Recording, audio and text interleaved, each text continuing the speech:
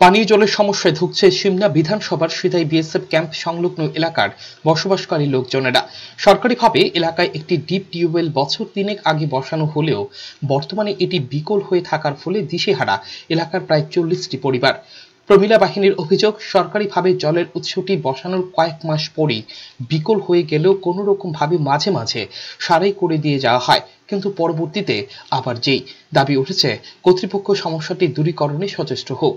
মানে আমরা সরকারের কাছ থেকে যাওয়া একটা জলের সুবিধা দিয়েছিল, মানে ডিপ টিউবওয়েল, তাও এটা কয়েক মাস চালু আসলো, এরপরে দিয়ে আবার বন্ধ হয়েছে। আমরা গিয়ে অফিসে জানাই, 1 মাস পর আয়া ঠিক করে দেয়, আবার যেয়েছে এটা যাওয়া। আমরা সরকার একটু মানে আমরা জলের লেগে একটু সুবিধা দিছিল, কিন্তু এটা ওখানে সুবিধা না হইলে আমরা মনে করি ওকে জরুরি, মানে কোনো সরকার আমরা প্রতি কোনো লক্ষ্য নাই। সিধাই পরিবারে মানে পাড়ার আমি যে আমরা 35 পরিবার বা 40 পরিবারের মতন আছি, 35-40 পরিবারের মতন আছি। আমরা সবার জলের অসুবিধা, সরকার যদি মানে আমরা জলের একটা সুবিধা করে দেয় আমরা উপকৃত হবো আর কি, অতটুকুই সরকার। বাবা আমরা এখানে জলের খুব কষ্ট, পুকুরের জল খাই আর সবসময় পেট খারাপ হয়।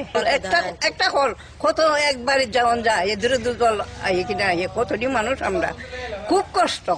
সরকারি কোনো সুবিধা কিছু দিছে না। অভিযোগ, অসুবিধাটি নিয়ে লোকজনেরা দপ্তরের আধিকারিকদের কাছে গিয়ে জানিয়ে এলেও কোনো লাভ হলো না। এখন তাদের পানীয় জলের একমাত্র উৎস এলাকার পুকুরের জল। ব্যুরো রিপোর্ট, চ্যানেল 3 রাত।